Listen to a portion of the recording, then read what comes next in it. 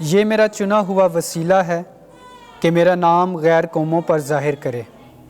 آج کی ہماری پہلی تلاوت رسولوں کے اعمال، اس کا نامہ باب اور اس کی پہلی تا 20ویں آیات مقدسہ۔ اس وقت شاؤل ہنوز خداوند کے شاگردوں کے دمکانے اور قتل کرنے کا دم مارتا ہوا قائن اعظم کے ہاں گیا اور اس سے دمشق کے عبادت خانوں کے لیے اس مضمون کے خط مانگے کہ جن کو وہ اس طریق پر پائے، خواہ مرد خواہ زن، ان کو باندھ کر یروشلم میں لائے۔ اور جب وہ سفر کرتے کرتے دمشق کے نزدیک پہنچا تو یوں ہوا کہ یکبارگی آسمان سے ایک نور اس کے گرد آ چمکا اور وہ زمین پر گر پڑا، اور اسے ایک آواز یوں کہتے سنائی دی کہ شاؤل شاؤل، تو مجھے کیوں ایذا دیتا ہے؟ اس نے کہا، اے خداوند تو کون ہے؟ اس نے کہا، میں یسوع ہوں جسے تو ایذا دیتا ہے، مگر اٹھ اور شہر میں جا، اور جو تجھے کرنا ہوگا وہ تجھے بتایا جائے گا۔ جو آدمی اس کے ہمراہ تھے وہ حیران ہو کر کھڑے رہ گئے، کیونکہ آواز تو سنتے تھے مگر کسی کو دیکھتے نہ تھے۔ اور شاؤل زمین پر سے اٹھا، اور جب اس نے آنکھیں کھولیں تو اس کو کچھ دکھائی نہ دیا۔ تب وہ اس کا ہاتھ پکڑ کر اسے دمشق میں لے گئے، اور وہ وہاں 3 دن تک نہ بینا رہا اور نہ کھاتا اور نہ پیتا تھا۔ اب دمشق میں حننیہ نامی ایک شاگرد تھا، اور خداوند نے رویا میں اس سے کہا، اے حننیہ۔ وہ بولا، اے خداوند میں حاضر ہوں۔ خداوند نے اس سے کہا، اٹھ اور اس کوچے میں جا جو سیدا کہلاتا ہے، اور یہودا کے گھر میں شاؤل نامی ترسوسی کو پوچھ لے، کیونکہ دیکھ وہ دعا کر رہا ہے۔ اور اس نے بھی رویا میں دیکھا ہے کہ حننیہ نامی ایک آدمی نے اندر آ کے مجھ پر ہاتھ رکھے ہیں تاکہ پھر بینائی پاؤں۔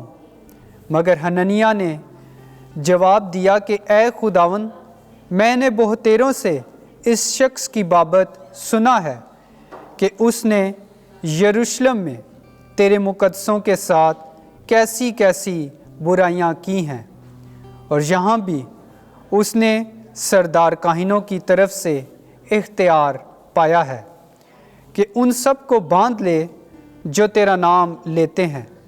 مگر خداوند نے اس سے کہا، تو جا، کیونکہ یہ میرا چنا ہوا وسیلہ ہے کہ میرے نام کو غیر قوموں اور بادشاہوں اور بنی اسرائیل پر ظاہر کرے، اور میں اس کو دکھاؤں گا کہ میرے نام کے لیے اسے کتنا دکھ اٹھانا پڑے گا۔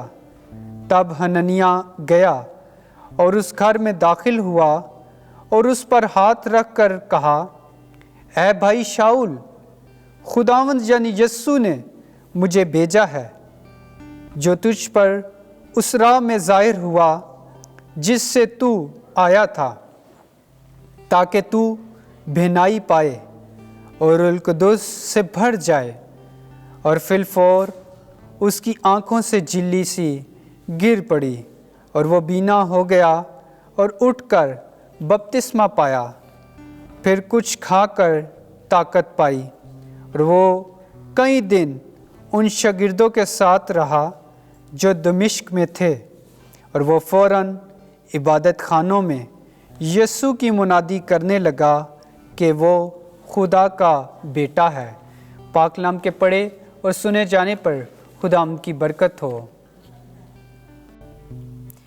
زبور 116 جماعتی جواب، ہیلیلویا ہیلیلویا، اے سب قوموں خداوند کی حمد کرو، اے سب امتوں اس کی توصیف کرو۔ جماعتی جواب، ہیلیلویا۔ اس کی رحمت ہم پر استوار ہے، اس کی وفا ابد تک قائم ہے۔ جماعتی جواب ہیلیلویا۔ خداوند آپ کے ساتھ ہو۔ انجیل مقدس یوحنا کے مطابق اے خداوند تیری تمجید ہو۔